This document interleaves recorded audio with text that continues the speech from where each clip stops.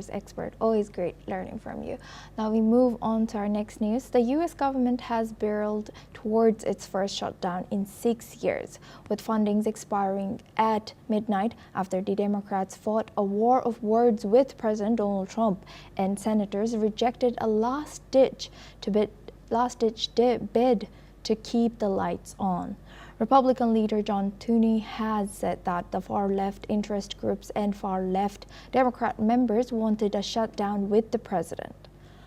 The leaders of both Republican and Democrats have also reacted to the situation. Let's listen into what they have said. We didn't ask Democrats to swallow any new Republican policies. We didn't add partisan riders.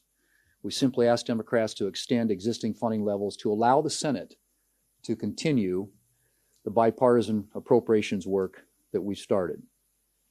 And Senate Democrats said no. Why?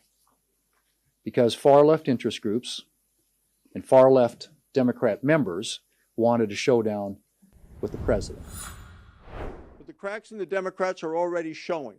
When we had a vote on our proposal to keep the government open, the clean CR, right before the recess, we had 1 Democrat vote. Tonight we had 3. So the cracks are beginning to show there is bipartisan support for keeping the government open, in spite of the fact that Chuck Schumer is forcing a government shutdown, regardless of the cost, regardless of the consequences to the American people. This truly is a Democrat-owned, Chuck Schumer-owned. Now, why do we care so much about them negotiating with us? It's not a point of pride. It's because Americans are hurting with higher costs throughout the country. Some of it's tariffs, some of it's energy costs, some of it's food costs.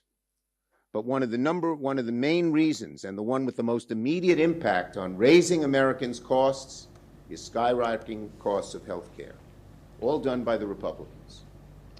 Now, according to reports, the U.S. senators have voted against the stopgap Republican funding fix to keep the government open beyond midnight, putting the nation on the path to a damaging federal shutdown. President Donald Trump has warned that a potential government shutdown could be used to cut programs and benefits supported by Democrats, praising Budget Cut Director Russell Vought for his ability to reduce spending. He has also said that the U.S. government would probably see its first shutdown in more than 6 years, with funding expiring at midnight and no breakthrough in sight in acrimonious negotiations between Democrats and Republicans.